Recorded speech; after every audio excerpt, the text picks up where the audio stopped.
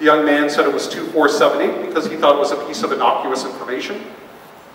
Then Mike calls back the lady at the wire transfer center, gives her the inter-office settlement number, and she says the transfer will be completed in the next 24 to 48 hours.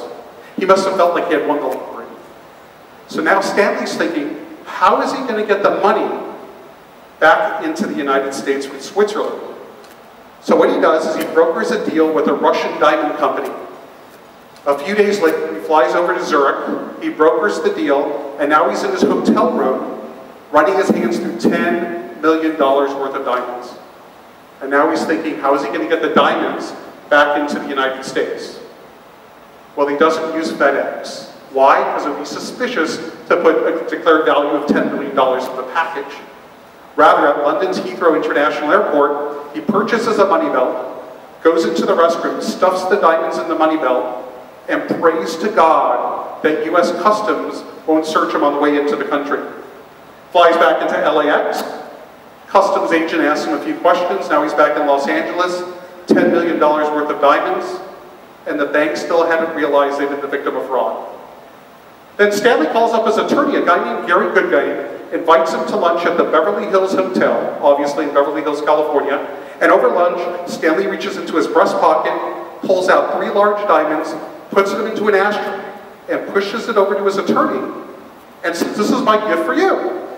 Attorney picks up one of the diamonds, he goes, "What is this, zirconium?" And you know when you get that mischievous grin as a youngster, when you've done something sneaky as a kid and you just have to tell your friends about it? Well, this is the grin Stanley had on his face as he's telling his attorney, presumably under attorney-client privilege, how he defrauded the bank. That afternoon, the attorney went straight to the FBI, told them the story. FBI calls the bank. They had no ongoing investigation, but they'd investigate immediately. Eventually, Stanley became a fugitive. Been there, done that, it's not fun. But he wasn't a smart fugitive. He hid out at a friend's house in San Diego, California.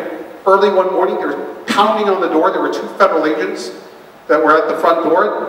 And the guy that answered, one of the agents goes, "Is Stanley Mark Rifkin here?" "I haven't seen him in years, is he okay?"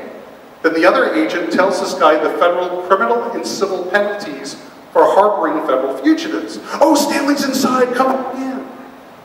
So they find Stanley hiding in the back room. More importantly, they find the diamonds, which is great for the bank because the diamonds went up in value, so they actually made a profit. However, Stanley was arrested, obviously.